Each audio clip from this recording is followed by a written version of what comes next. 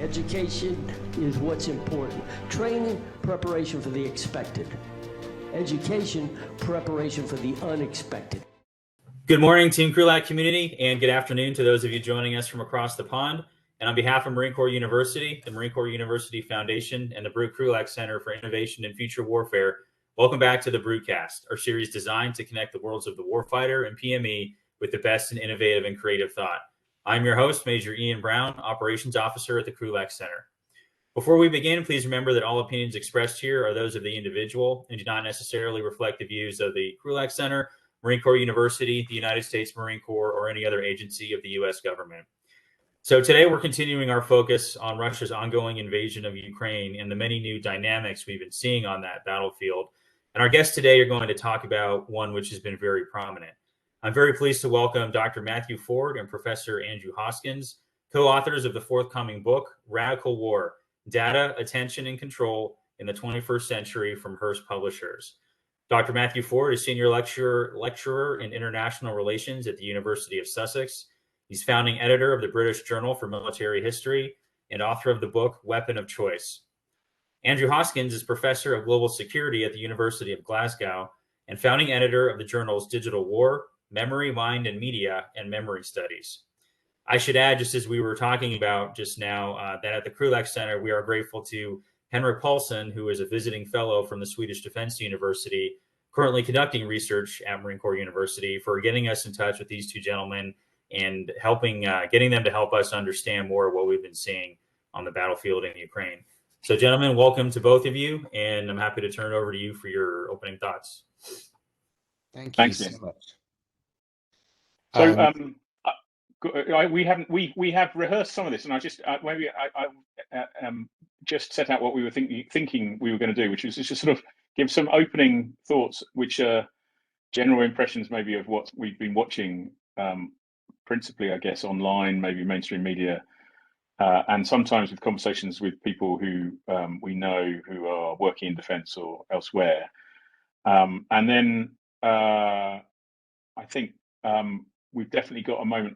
I think Andrew and I would quite happy to go where you wanted to go with some of this discussion. I think that's fair to say. I mean, just as an opening remark, I've been totally gripped by this thing that we've been watching. I mean, it's literally in the palm of my hand, in the smartphone, in the form of the smartphone, and the result is that I can't. It sort of follows me around. It's everywhere, and it becomes a real challenge to switch it off. I mean, I was just listening to Spotify and thinking I'll get away from it, and no, a stop the war in Ukraine image came up, even on my, we'd moved on from Joe Rogan.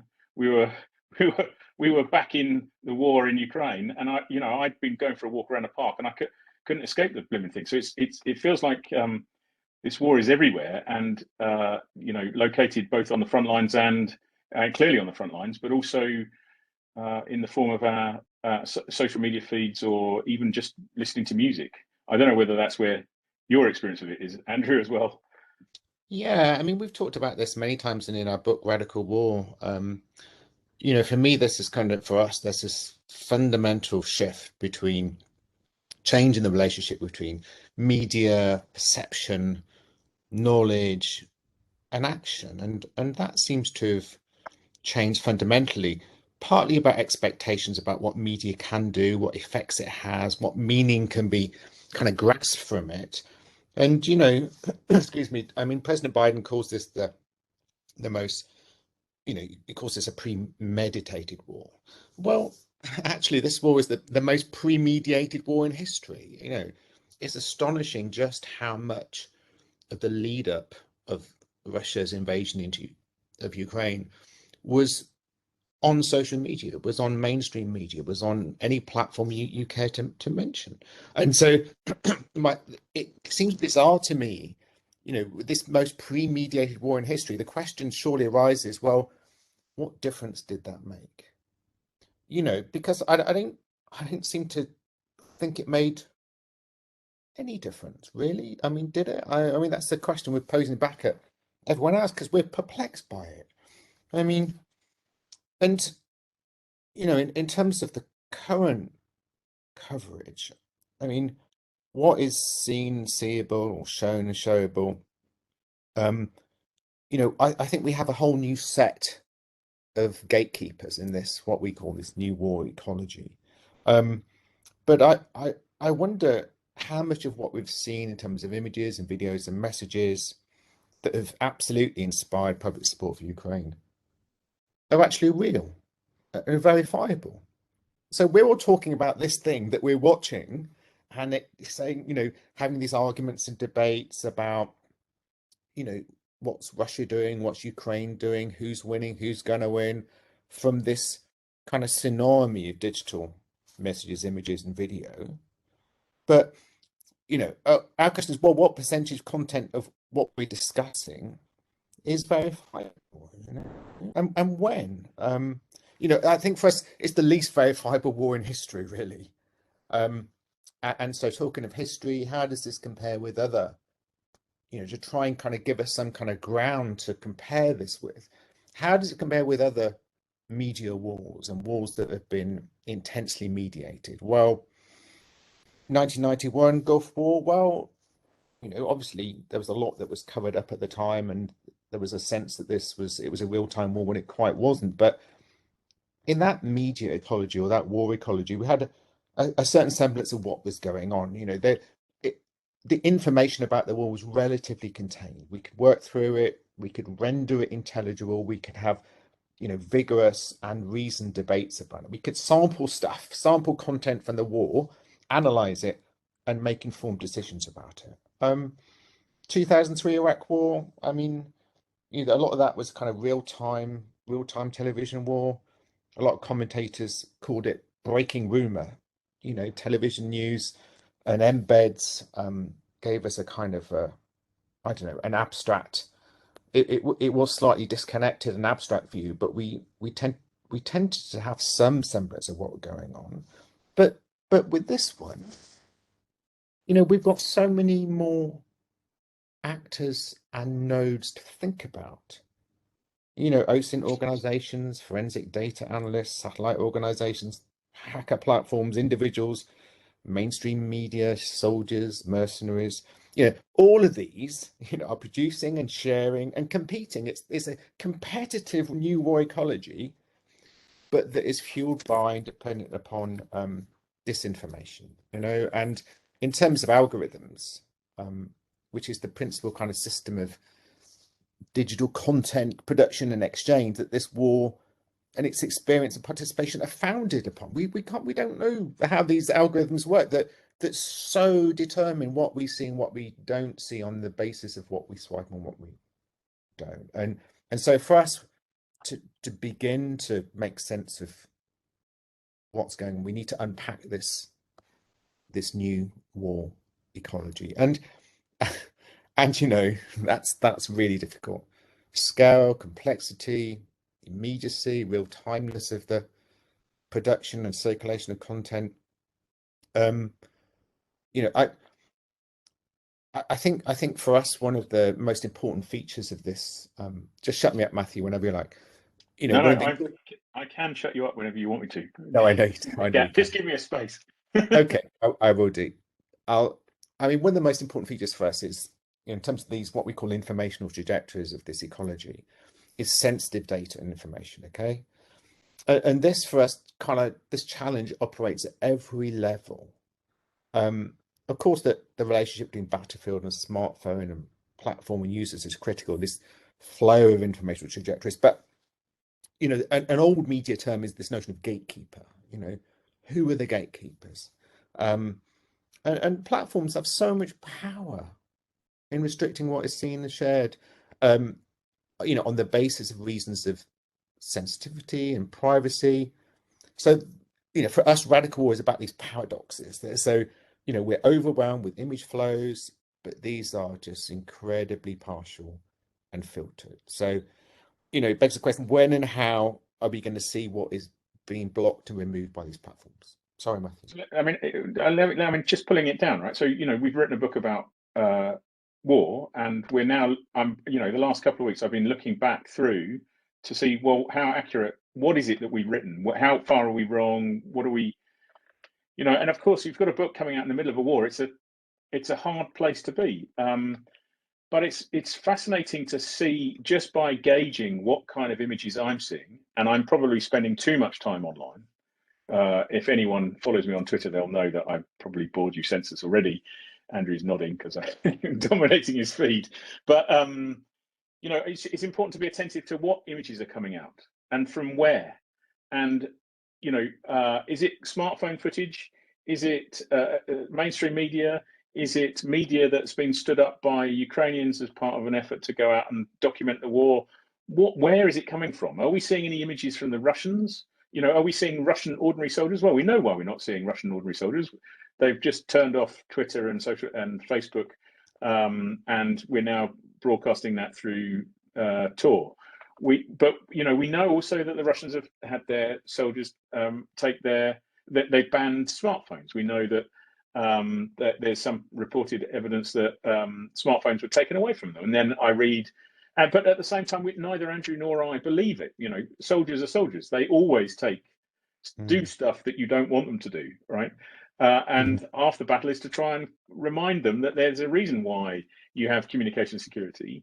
You know, you've got a saturated cell phone infrastructure where people can upload images all the time, and yet what we're seeing is we're not actually seeing war. You know, we've got lots of people talking about war, but we're not actually seeing engagements. Not in the same way that if you think about the Gulf War One, if you're old enough, like clearly I am with a grey beard, but you know, you're not seeing those kinds of, and even the war on, you know, I think about headcam footage from the British Army in Afghanistan.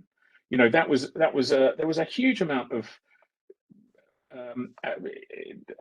imagery of soldiers firing their weapons and cheering when explosions went off and all sorts of other bits and pieces, and yet some of that's being held back, or it's not appearing. Now, it seems to me that that's bound to be as a result of a very sophisticated information operation at the Ukrainian end, one that I think probably set the narrative about what this war was, you know, well before the war started, but certainly hardened us into in the first 24 hours into something that looked a bit like the Winter War. But there's a real danger, I think, because we're looking at this war through a Western media, mainstream social media ecosystem, and inevitably we're projecting. I fear that we're projecting a Western way of thinking about war onto the way war is actually being prosecuted. So, you know, we're looking at the advances across Ukraine, and we're assuming, we know our limitations here. We know that we're not seeing the kinds of information that might be seen if you're in a military bureaucracy, but we know that, but we're assuming that this is the Putin's war should be fought according to how we imagine Gulf War One worked, or how we imagined the initial start of Gulf War II worked. And, you know, it's precision, it's special forces, it's shock and awe, it's speed, you know, and what we're seeing here is, you know, how long did we spend talking about columns of vehicles outside Kiev when, and, you know, if they have those columns, then the fact that they haven't been attacked tells us something about the disposition of Ukrainian forces. They don't have the capability to attack those columns. Exactly. And yet we're focused on the column as if it's an indication that they are in any way incapable, or they're lumbering, or they are losing, or something's gone wrong. And, you know, even the blimmin' tires, you know, the mud and tires narrative that came out, you know, who understands what it is to move 190,000 people from one part of the world to another in the middle of a winter? The Russians certainly do understand mud, and I don't understand anyone who says they don't. And maybe we are needing to flip our way of thinking about this and actually reflect on the fact that actually moving in these conditions, they understand how to do that, and yet they've been quite successful in doing that. Now, obviously, I'm cognizant of someone like Michael Kaufman, who will then tell us that systems are failing, or there's a lot of wear and tear, or people are abandoning their kit on the field. And, you know, that's they're reading feeds that I'm not, and that's fair enough. But I think what it does say is that within the social media space, a social media space that is engaged with by people on their phones, or that is being recorded actually out in the field using their phones, there are a series of, this is a very mediated space. And I know from talking to OSINT people that Twitter is what 24 to 60 hours behind the events. So in that 24 to 60 hours behind events, who is framing what images are coming out? I'm guessing that it's partly Ukrainians. There's some algorithmic stuff going on. There's some electronic warfare going on, but it's having an effect on how people are engaging with this media and shaping. And I'm amazed at how successful the Ukrainian information operation is, because we're all talking about no-fly zones. I mean, or we were at least a week ago. Maybe we're not talking about no-fly zone. I mean, it's going so quick. It's very hard to know what people are going to jump onto next. But I think we need to be attentive to, because those images that are coming off the battlefield, they're telling us about the structure of knowledge, and they're telling about what we can and can't know about battle. Yeah. And they're saying something, and people are engaging. They're telling us something about digital divides within society. Some people have faster broadband speed than others. Some people, these mediascapes are landing on our feeds asynchronously. I got pinged by Louise Mensch for saying something about the Ukrainian, whether the Ukrainians are going to win or not. And that tweet she pinged me on was 48 hours out of date. We're already moved on. And she just needed to cool her jets. But that's the thing. We're all getting emotional. It's very emotional. We're all going a bit loopy with it, and I think that is definitely problematic. We're going to, it won't be long before we have the COVID wars, where one group of military experts fall out with another group of military experts. Where one set of epidemiologists argue with another about how we should interpret COVID, because that's what social media is trying to get us. It's pushing the algorithms into us talking to more people who are like us. Yeah. I mean, we call it in terms of TikTok kind of swipe war. You swipe more, swipe more, swipe more of the same. You get more of the same, get more of the same. I mean, how can you possibly learn from that? Even though you think you are. The strange thing about this war is that the more information we have, the less comprehensible it becomes. Excuse me. But Matthew makes a good point about the focus on the Russian convoy south of Kyiv. And, it was only yesterday, I think yesterday was the first time we saw any images of that having been attacked in any way. And that's been sitting there for several days, okay? So, satellite images, smartphone images, all the video and images in the world, most intensely mediated convoy in history, probably, sitting south of Kyiv, all right?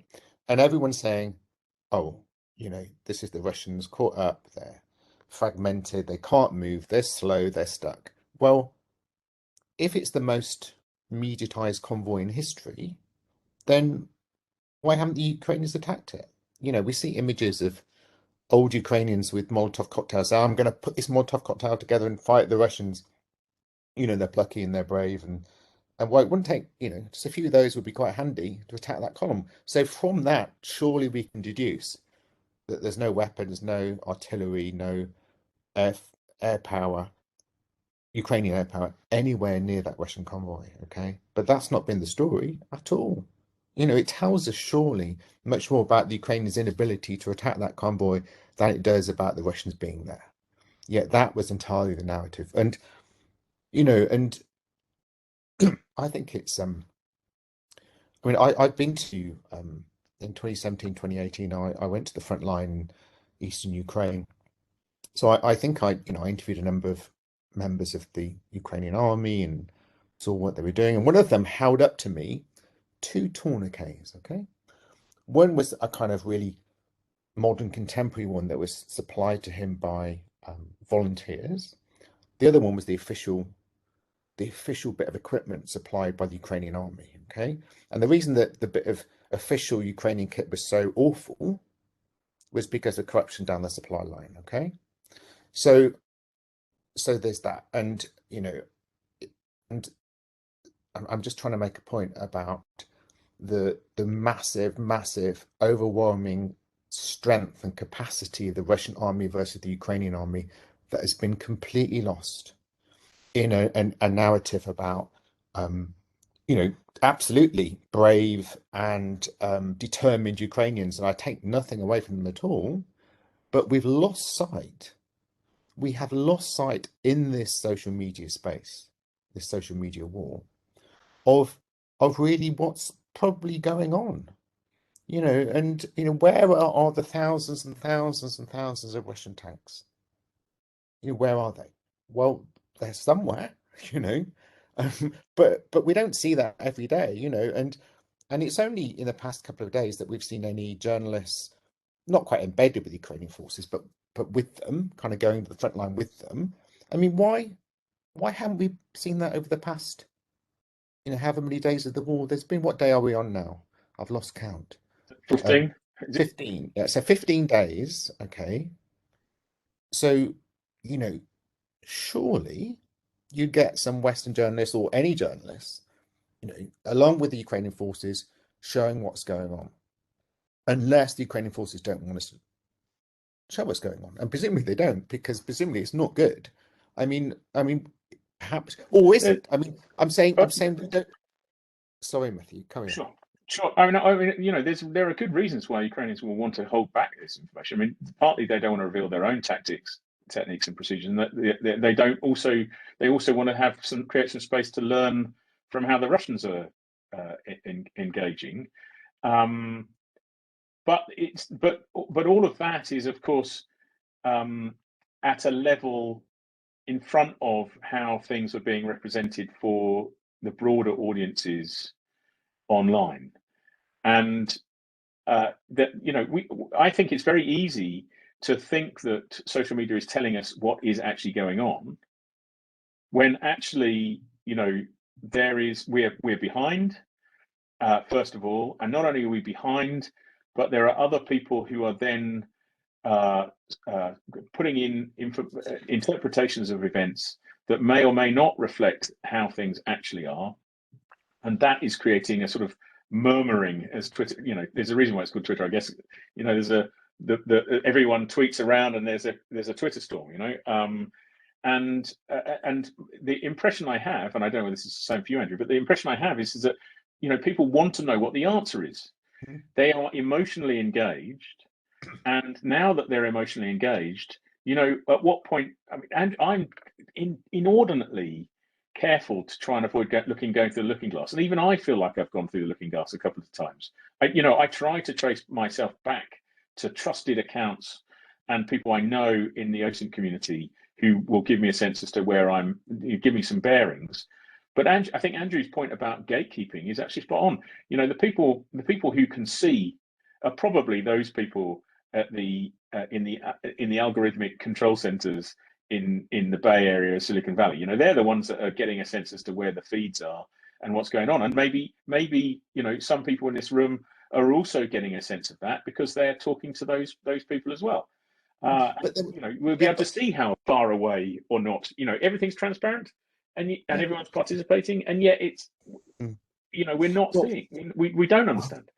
Well, quite, and the gatekeepers aren't keeping it a secret. I mean, the power platforms is we call them gatekeepers in chief.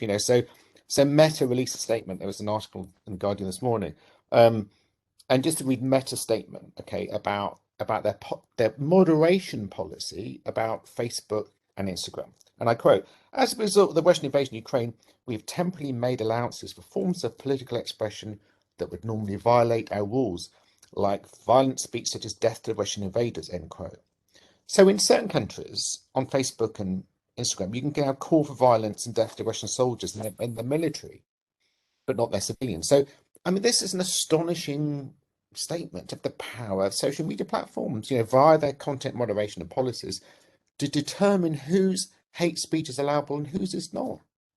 This is the death of John Locke. We're talking about. This is war of all against all. You know, and you can see that in the smartphone technology itself. The extent to which these things are gimmicks, I don't know. But you know, if Telegram's releasing, if the IT army of Ukraine is releasing chatbots to allow people to download an application or to which allows them to geolocate the targets. And then, you know, you've basically cut that loop out. You don't need clever, sophisticated sensor technology. You've turned the phone into a sensor. And you've asked your civilian population to stand up in front of vehicles, take a photo or geolocate something. And then you suddenly go, well, by lifting your phone, and I've seen images of this, you lift your phone and the Russians start shooting back at you.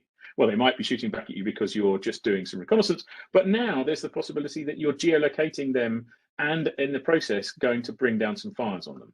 And so what is it now that we're participating both as keyboard warriors, but we're also participating in the front lines or mediated through this smartphone technology in a way that is turning us into participants? We are all participating in this space.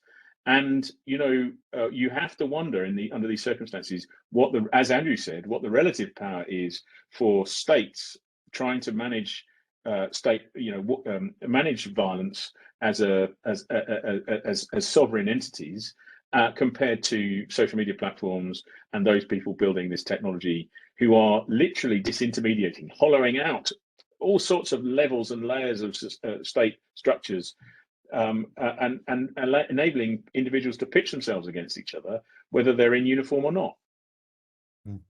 And the smartphone, I mean, I think it was the former head of kind of NATO Future Planning for Warfare said, the smartphone is the soft underbelly of NATO. And it's the soft underbelly of all militaries, you know, and partly, as Matthew was suggesting, it doesn't matter how strict a military attempts to dispose their personnel of their personal smartphones. Our smartphone is part of us, isn't it? You know, it's how we live and communicate and feel part of the world. To give our smartphone up it's like giving part of us up. And so it's no wonder that so many personal smartphones are smuggled illicitly by soldiers onto the battlefield, no matter what they're told or no matter what their instructions are. And as Matthew was suggesting, you know, this has terrible consequences. You know, even, you know, in the years leading up to 2022, in the ongoing Russian war against Ukraine in the east, there was Ukrainian soldiers with smartphones. The Russians would target them via, they'd hack into network towers, send out lots of messages, say, you know, phone home immediately, there's an emergency. They'd phone home and they'd light up then as a target to the Russians. And it's not, you don't have to be a technical genius to think about that, but it begs the question, how do you then kind of manage soldier smartphone use in any warfare? It's really, really difficult. And of course, you guys, you know, people are active in the West. We're thinking about the military Internet of Things. You know, it's just going to. I mean, what's the balance of protecting the military Internet of Things versus the capacity to control with electronic warfare what is being revealed? And you know, I think it's a really knotty problem. I mean, as armed forces are becoming more distributed, we're making all sorts of assumptions about how they may or may not be managed or controlled, and that you've got all sorts of challenges around where they're going to be interdicted. If I don't know what the percentage is, but I've been told at some point that 80% of military communications is via civilian information infrastructure. You've got all sorts of interesting challenges where we're layering in military and civilian in a way that I don't believe we've really got our heads around. It's sort of reshaping civil military relations in a way that we need to spend a bit more time really contemplating, reflecting on. That would be one of the research areas that I think needs to be a bit more. There needs to be a bit more thought. That from my point of view. I mean, and we haven't even got into the broader media representation, memory, how we will remember, or how we will Yeah, record I or mean, make sense of this war in history. absolutely. And this comes back to the point about gatekeepers, doesn't it? So, when we were talking earlier on about how Meta have owned up to what they're doing in content moderation and blocking, that blocking is not just blocking, it's also deleting. Okay. So that's stuff, the millions of images or videos that whatever platform, YouTube, Instagram, whoever, doesn't think passes their requirements for what is allowable on their platform, then they delete it. They remove it and delete it. And so, in terms of a future understanding, a future history, future memory of warfare, it's just completely controlled by the platform. So again, we have this sense of this transparent battlefield where we can, in the future, we'll learn so much from social media analysis. No, we won't. Because firstly, it comes back to the problem we were talking about earlier on about, well, what's verifiable and how can it be verified? And secondly, the partiality of it is just astonishing. At least if you took all the television images the 1991 Gulf War, which I did in a PhD many years ago, you could have a relative sample. You could say, well, actually, I've got a sample of the whole media coverage of this war. I've got a percentage sample of it, and I can make some claims about that. I can make some claims about what happened, who said what, when, and what perhaps effects that had. You can't do that now. And part of the problem is the removal of content by those who have control over the platforms and moderations and moderation policies and practices. And, you think about work, and this has, incredible consequences for the future. You think about those organizations who are interested in human rights abuses and who want to use this material in the future to store it, to capture it, to bring whoever to justice in relation to potential human rights violations and crimes. So, for instance, the NGO Syrian Archive do that with YouTube. The Syrian Archive NGO, they complain that YouTube have deleted all this graphic stuff from YouTube in the Syrian war because it was, it breached their regulations, it breached their policies, and so they just deleted it. And Syrian Archive is saying, well, no, hang on a minute, that's part of participative war. That information will allow us to pursue in a much more effective fashion a prosecution of war crimes against Sadat or whoever. And yet, before our eyes, so this is stuff we're not even seeing. It's being deleted before it gets anywhere. So future historians of war and all those who are part of whose job it is to pursue war crimes, have an impossible job that was always difficult, but never impossible in such a way. The second massive challenge they have anyway is simply complexity, scale, and overload. So the other side of this kind of conundrum, then you can have all the images and videos of, if you like, in a massive archive of an unimaginable scale. But if you don't have the human capacity and resources to process it, to analyze it, to look at it, to make sense of it, then it's also meaningless.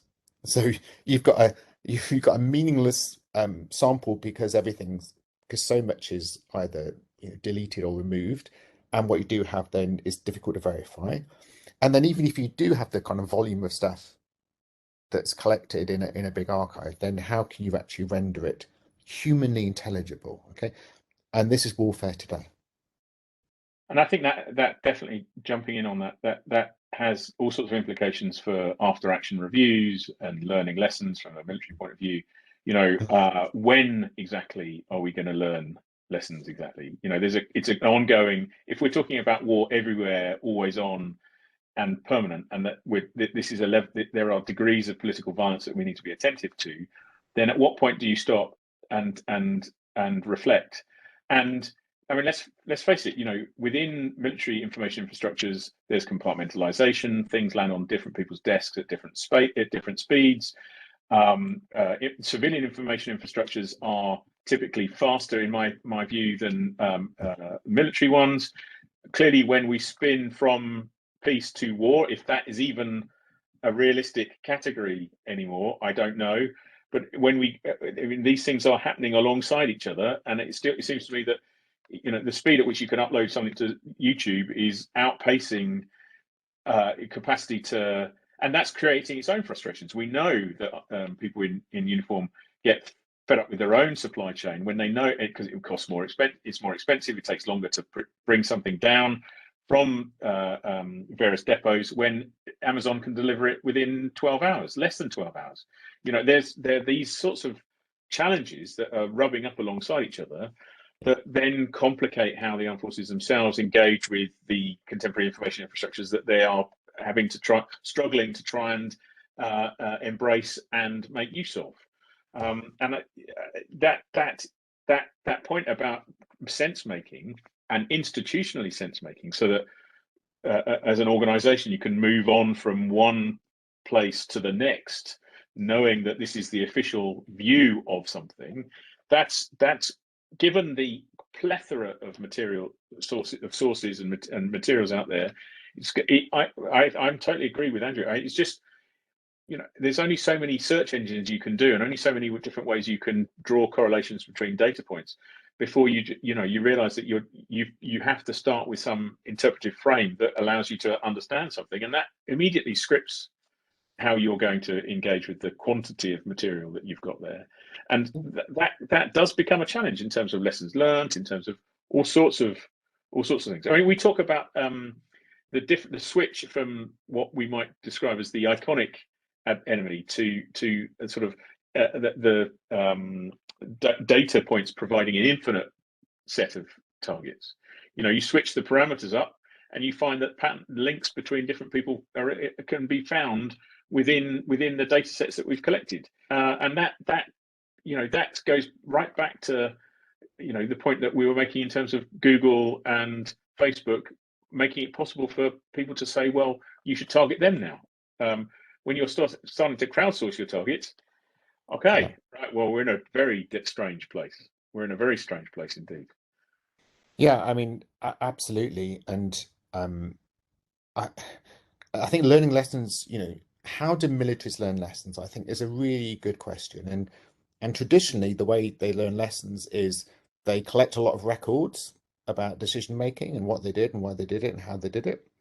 And then they analyze that and they write reports on it and they put that into doctrine. Yeah. Can't do that anymore.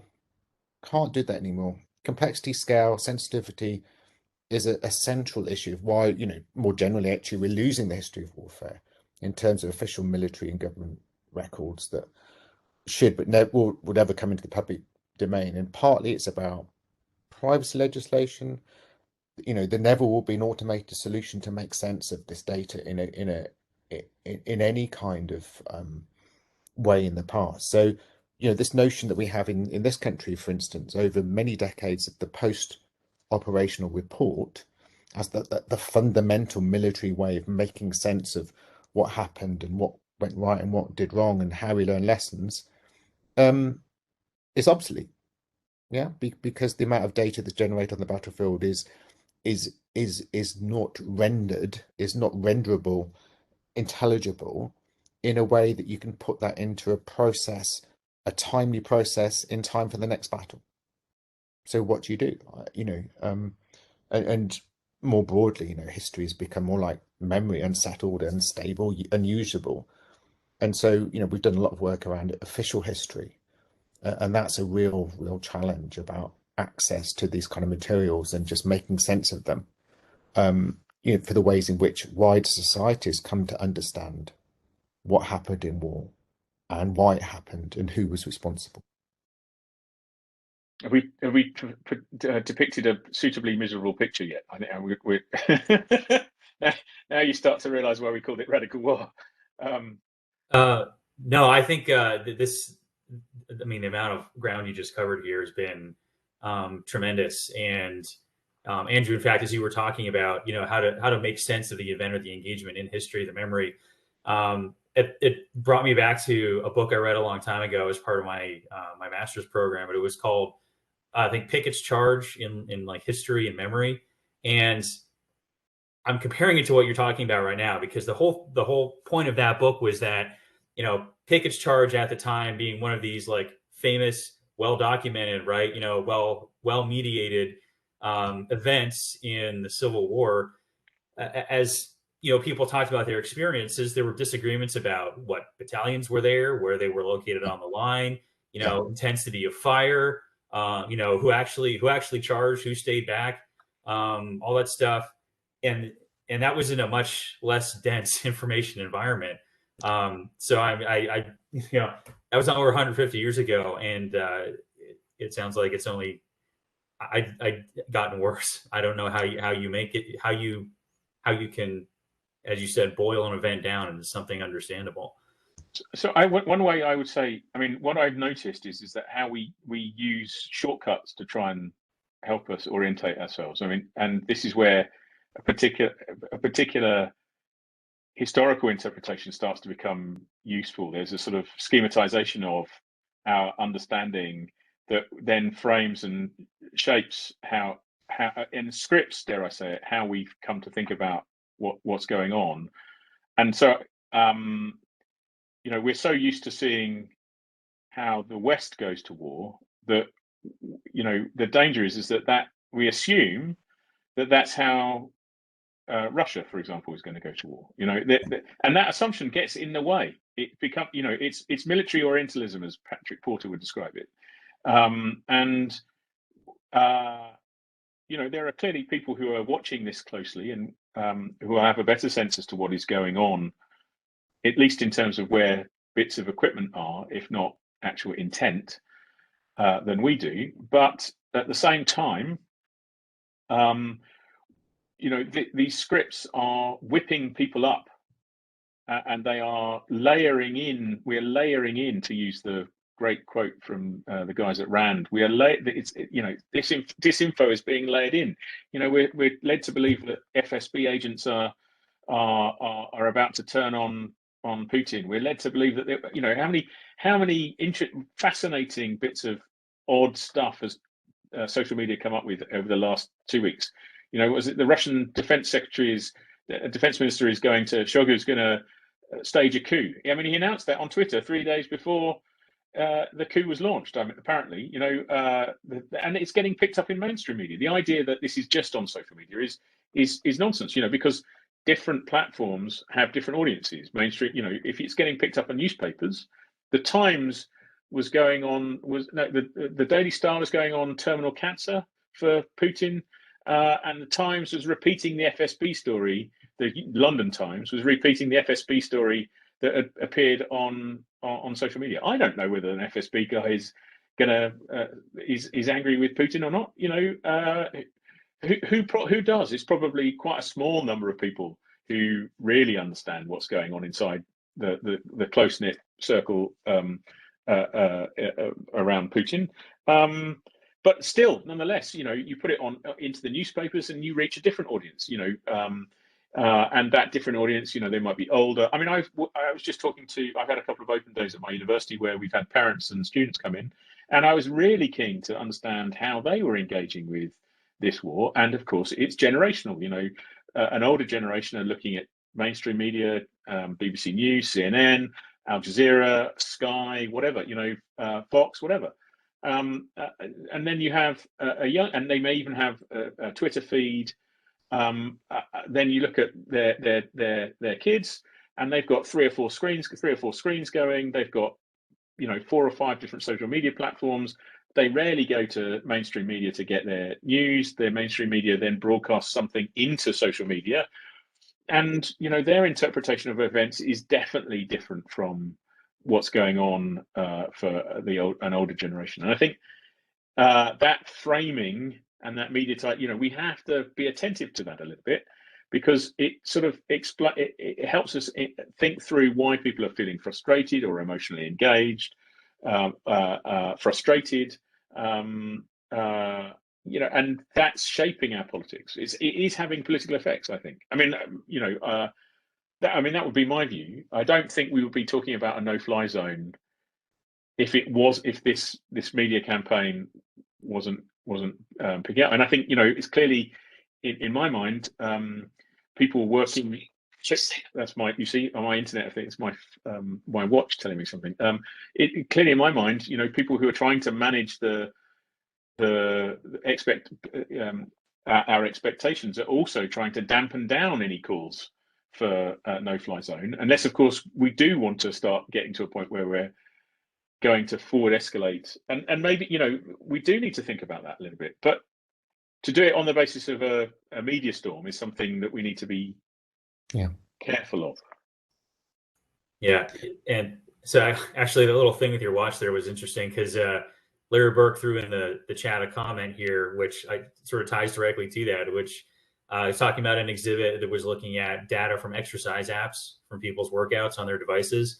And, you know, his point was that, you know, even if you're not actively using your smart device, like your watch, right, it's still generating data and information and having a presence on the field of conflict. You know, with the exercise stuff, I definitely remember seeing pictures of, you know, big loops, which were the regular running routes around bases, which, holy crap, nobody knew there was a base there until the exercise data started showing up and revealing pattern of life. So even, you know, even if it's in a passive mode, it's now having an impact on the field. Yes. Yeah, and precisely. Did you leave a comment?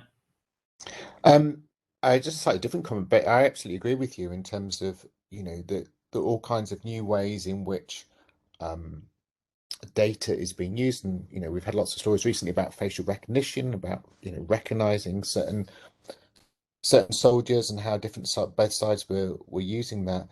But what worries me, and I think this gets to Matthew's point also, is about the narrative of some kind of balance militarily between Ukraine and Russia. And, you know, a couple of years before the war broke out, as in this invasion broke out, there's been a war going on since 2014, of course. I think some Western forces were training Ukrainian soldiers. Okay, so they wanted to go on exercise, and there's been you know, a number of reports about this. And the Ukrainians had a lot of kind of new tanks but they couldn't use them on this exercise to be trained because they didn't have enough fuel.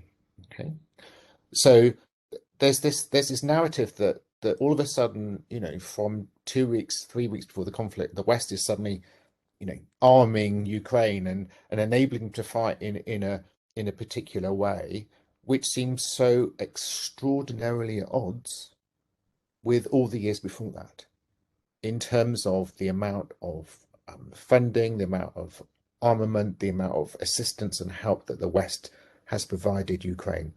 Nothing, virtually nothing over that period relative to, you know, the capacity or any kind of capacity to compare or compete with the Russians. So I just find it extraordinary that there seems to be this dominant idea that, not a dominant idea, but certainly a mainstream media narrative that the Ukrainians can some way compete militarily through their courage or through their ingenuity or whatever. And it's not that I don't applaud that at all, because I do absolutely.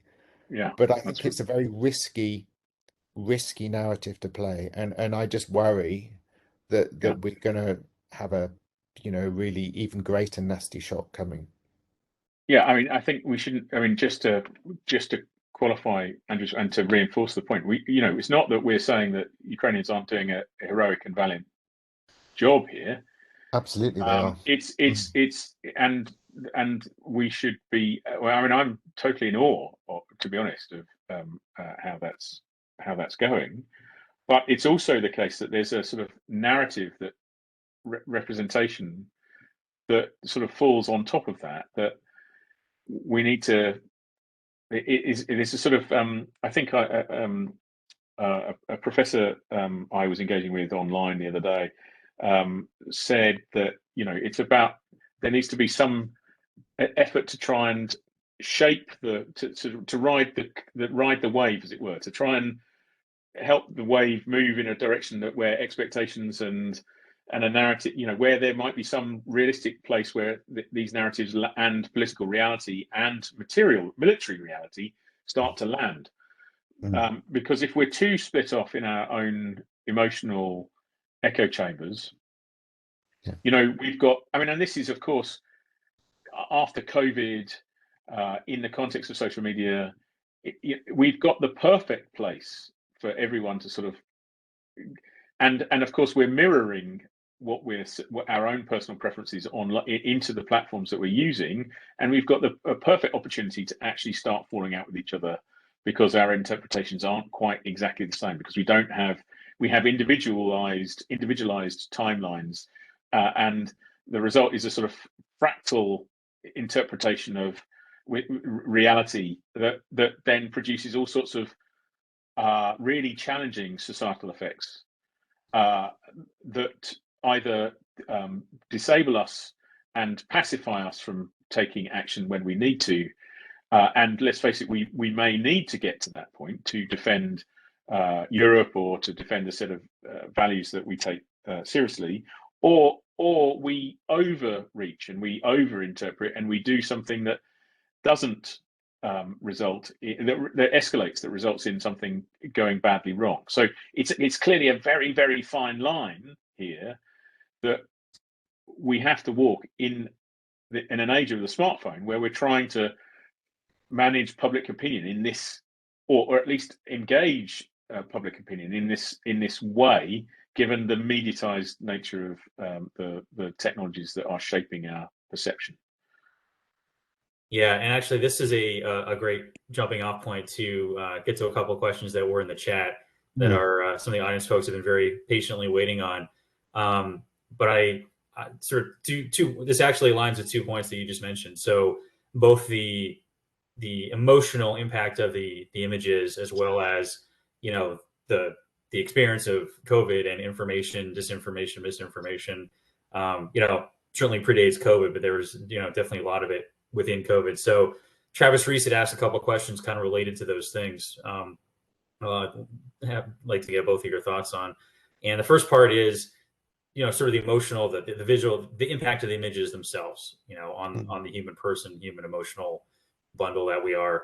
What do you think is unique about the images we're seeing per se? And he's comparing it to evening news reporting from Vietnam, which had a sort of similar visceral impact, which then had actual political consequences. What's unique about the images we're seeing now from Ukraine? Is it the speed of engagement, sense making, and interpretation, or is it everybody gathering around the coffee pot the next morning in the office and being like, you know, oh, hey, did you see the latest Russian tank pulled away by a tractor on Twitter, kind of thing? And then the second part of the question is back to that, you know, years now of online disinformation, misinformation, malign influence. Why are we now all of a sudden, especially in the US, undiscriminating about what we're soaking in from what we're seeing on the social media channels from Ukrainian sources? So firstly, a great question. Personalized digital realities is the first answer. You know, I mean, we've always obviously read news and engaged in information that supports and reinforces our political views. That's always been the case. But what is new is that through engagement with whatever platform you might be on, you know, certain platforms' algorithms are extremely sensitive and extremely able to determine exactly all your different modes of engagement, how you look at a screen, how you move a screen, when you click, when you swipe, when you don't, when you delete, when you share. And this information, algorithms are very effective at responding to and then feeding you more of the same of what it thinks you like. So you know, the idea of echo chambers and you know, is an old idea to some extent, but actually they're much more sophisticated now. So we live in these, as Matthew used this term, the kind of fractalized digital media ecologies of one. So that in itself inhibits us from making much more informed decisions about a wide array of information that may challenge our underlying assumptions, and that is through the smartphone. You know, again, it's smartphone war, and it's very hard to imagine how to resist that. You know, how you know, how do you confront yourself with things you don't want to see? You know, and this is why television has always been even in Vietnam, and this is why there's been a lot of talk over the Vietnam War. Television is the ultimate sanitizing medium. It is the absolute classic. People don't like seeing graphic stuff on television. It has a very kind of personal quality, more so than in a different kind of way to other media. And mainstream media obviously sanitize warfare because they have certain standards and certain regulations. And in this country, the idea of taste and decency is written into our media policy even now. Obviously, social media platforms work in slightly different ways. That's not visible in terms of the policy so much in terms of what you click on and you see and what you don't see. But again, I come back to the point we were making earlier. There is just so much that we just do not see and cannot see. So what we're actually seeing, even though it seems like an incredible overload, is a very small fraction of what is actually out there and what was actually recorded and shared. So that's the first point. The second point, I think, is also not a new one, but I think takes on a different kind of quality, a different kind of function today. And that's simply overload.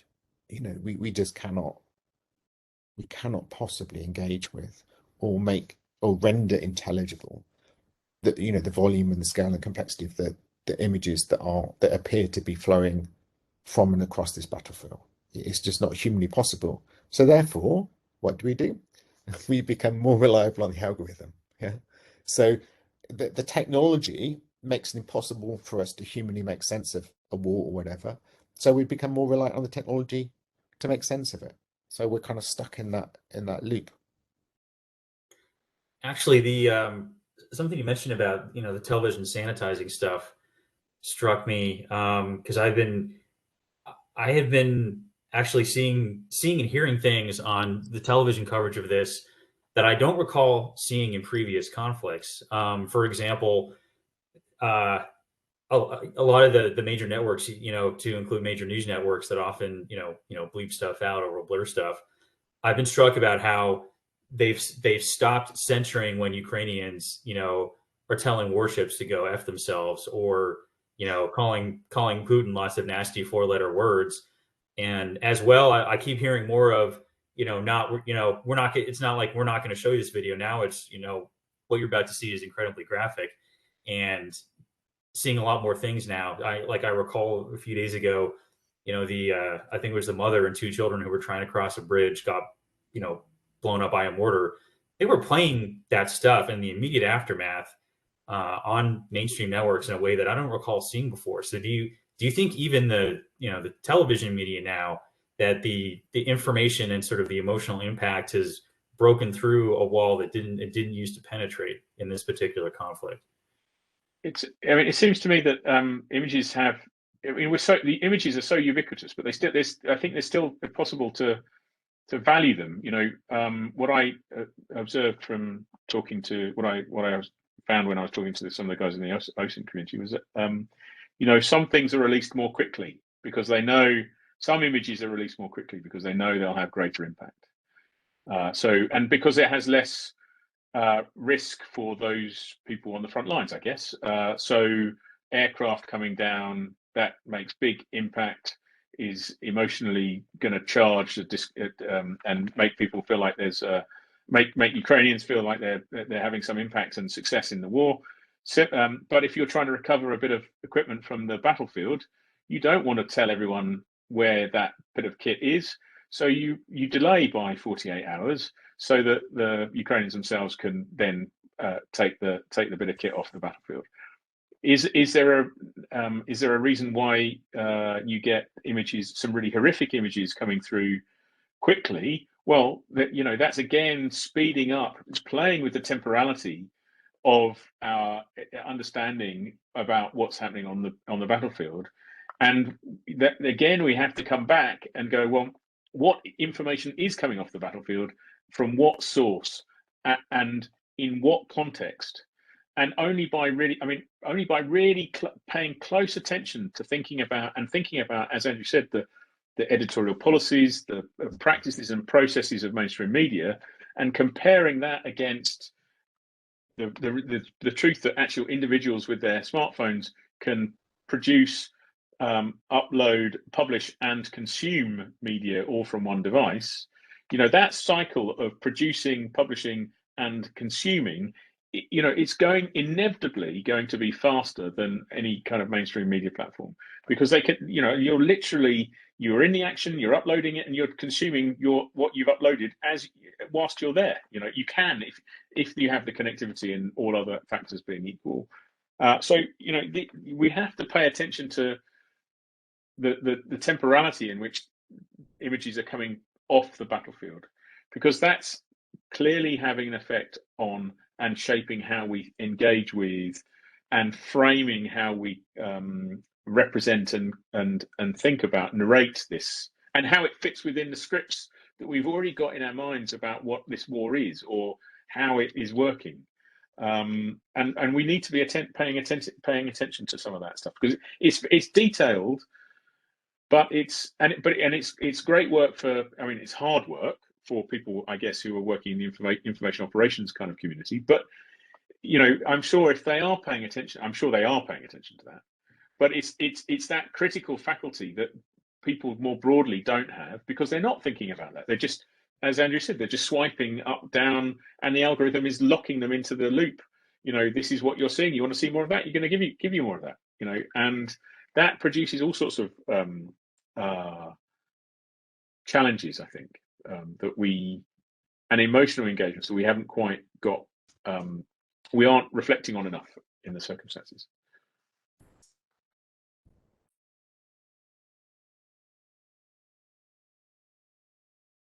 Thank you. Yeah, sorry, I was just answering a question on the chat. I'll just say it out loud. The question was not related directly, but will this be recorded? And yes, to that audience member, this will be recorded and uploaded on our YouTube and podcast channels.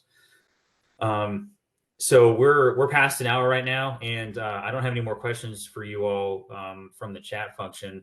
So I'm happy to let you have any final comments or closing thoughts on this before we say farewell, because I am a limiting factor now. I do have another event I need to get to in a little bit.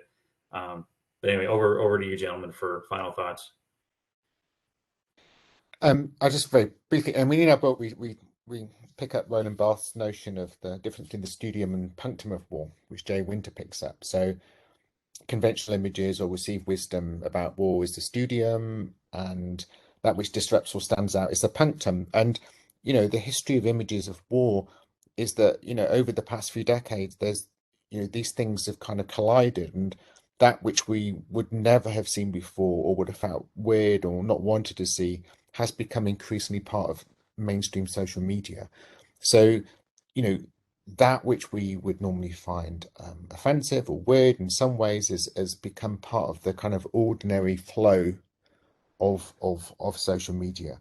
And I think this has kind of transformative effects in how wars understood, private and public, illicit and official, transgressive and conventional narratives, all come together in this unprecedented internet-enabled archive. And what happens to that, who uses it, and for what purposes, I think is the big question about the future of memory and history of war.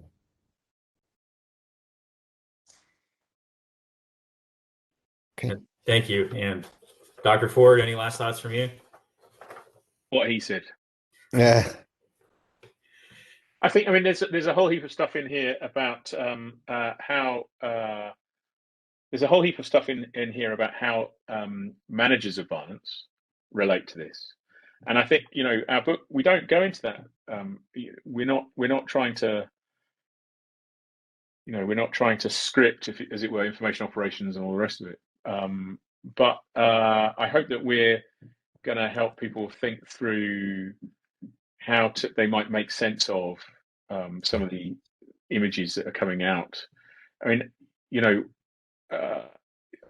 was a real question mark in my mind as to, or both of us, we've written this book, there's a war on. Okay, so what are we seeing? And does the book relate in any way to what we're seeing? And I feel that it does. I recognize that, in a couple of weeks' time, you're all, well, in the UK, and I think comes out in June or July in the US with OUP, you're going to then get an opportunity to tell us what you think as well. And I think both Andrew and I look forward to continuing that discussion, because we're just giving our view really about where we think things are. Yeah, sure.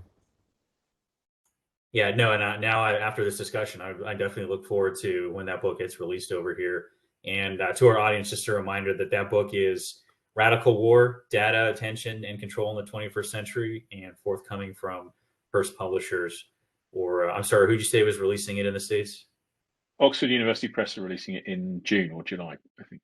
June. Okay, great. I definitely look forward to it. All right, gentlemen, both of you, I'm definitely grateful for for jumping in on this on short notice. I've been doing this to a lot of our guests lately, just kind of cold calling and seeing who we can get in here. But I'm very impressed and grateful for the quality of discussion that we've had from everybody going through this discussion as well. You've definitely given a huge amount to think about in a mediated battlefield in a way that we haven't seen. My first memory of the mediated battlefield, sort of like yours, is Desert Storm and the Gulf War. But that medium was, the nightly news update. Maybe it was some grainy NVG footage and, really cool infographics from Time Magazine that I remember cutting out and putting in scrapbooks. But I mean, again, sort of as you mentioned, you could control that. You could get all the collections of time and whatever, and you could track it. This is just many orders of magnitude more. It's going to be very, very difficult to make sense of even when it's done. But thank you for helping us try and make sense of it in the time that we had together. To our audience, thank you all for joining us for another Brewcast this week. Next week, we're going to have a very full schedule. So we hope that you're following us on social media for the various registration details, which will be forthcoming. Next Tuesday, March 15th, we'll be hosting Mr. Thomas Kent, a specialist on disinformation, Russian media, and journalistic ethics at Columbia University, to talk about information in the Russian public. On Wednesday, March 16th, Dr. Rita Konaev, Associate Director of Analysis and Research Fellow, Center for Security and Emerging Technology at Georgetown, will discuss Russia and urban warfare. And that's another fortunate connection from Henrik Paulsson that made for us to bring onto the show. And then now on Friday, March 18th, we'll have Arvind Verma of the InfraGard Partnership for Protection to join us to talk about disinformation campaigns. So we hope that you can all join us for the whole schedule. All right, and gentlemen, again, thank you very much. Thank you. Thank you so much. Thank you for listening, everyone. And thanks, Ian, for hosting us. Thank you. Thank you. Thank you. Education is what's important. Training, preparation for the expected. Education, preparation for the unexpected.